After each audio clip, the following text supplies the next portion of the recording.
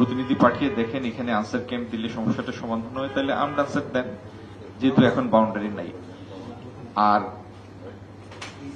এই চামড়ার flush management পর্যন্ত, ওয়েস্ট ম্যানেজমেন্ট পর্যন্ত এই টোটাল চেইনটা আমরা একটা পরিকল্পনার অধীনে আনবো, এন্টায়ার থিং, এভরিথিং।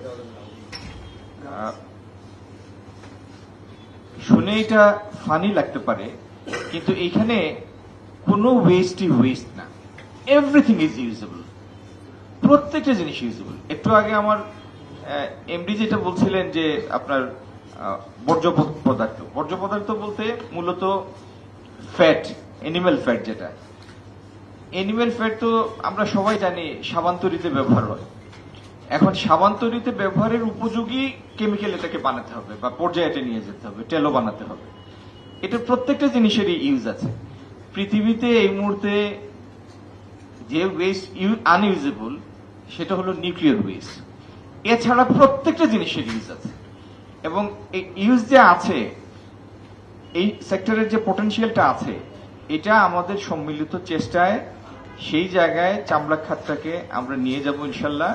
এটা হবে এই দেশের সক্ষমতার একটা এক্সাম্পল আগামী দিনে। এত রেজিলিয়েন্ট এই দেশের মানুষ, আর এত সম্ভাবনাময় একটা খাত আমরা হাতের ফাঁক দিয়ে ছেড়ে দেব ইনশাল্লাহ, এটা হবে না। এটাকে আমরা একটা রিয়েল আর্নিং পটেনশিয়ালে নিয়ে যাব। সময় নষ্ট করব না। আমরা একটা ছক বানাবো। ছকটা বানানোর পরে টু ডু লিস্ট বানানোর পরে কাকে কি দায়িত্বটা আমরা দিব সেটা নিয়ে আবার একবার আমরা সংক্ষিপ্ত পরিসরে বসবো, এবং ঈদের পর থেকেই আমরা